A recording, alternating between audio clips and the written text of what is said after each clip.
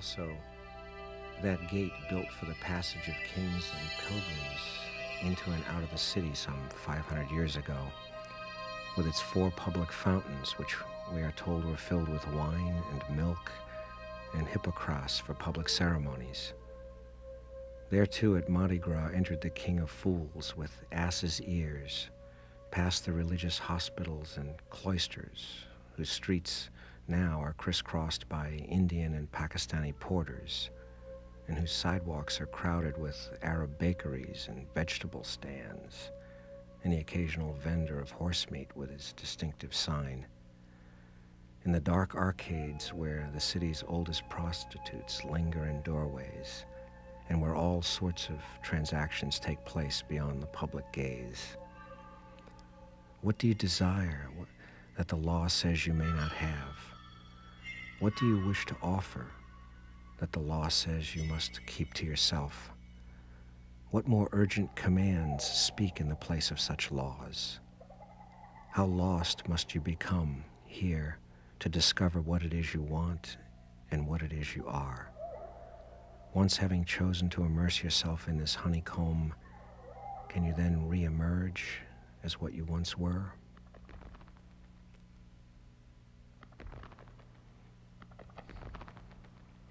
And the inexplicable jumble of iconography on the gate, the many-limbed figures from Hindu mythology seemingly randomly placed beside the Greek and Roman gods, sea serpents and rearing elephants, Homeric warriors, princes and popes, centaurs and Masonic signs, the head of Hypnos and the head of Pan, Daedalus and Icarus in their workshop, Eve stretched languidly on a bed of flowering vines, all a confusion, just as the streets now in their rich danger have become.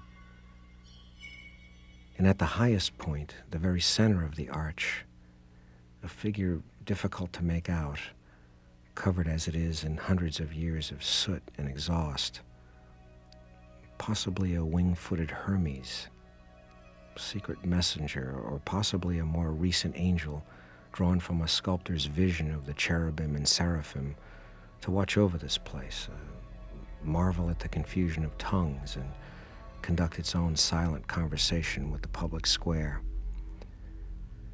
It is the figure I came to call the translator, for want of its actual name, and in my mind, but with utter vividness, it followed me as I passed through the gate to investigate the creases and folds of the city, to peer beneath its eyelids and run my hand along its forbidden zones, to taste its fluids with the tip of my tongue, curled and made rigid as if to find a language which might reveal the lines of force, laughter, and disaster rushing past each other at a speed approaching light.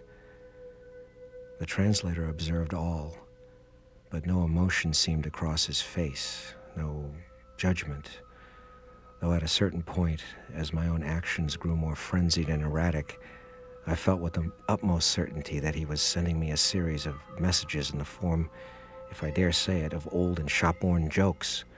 A guy and his 3-legged dog going to a bar. Why do bees hum? Stalin, Khrushchev, Gorbachev were sitting together in a railroad car. And indeed, these jokes came in a stream, tumbling over one another and stepping on each other's punchlines. What did the rabbi say to the camp guard? Why is there something rather than nothing?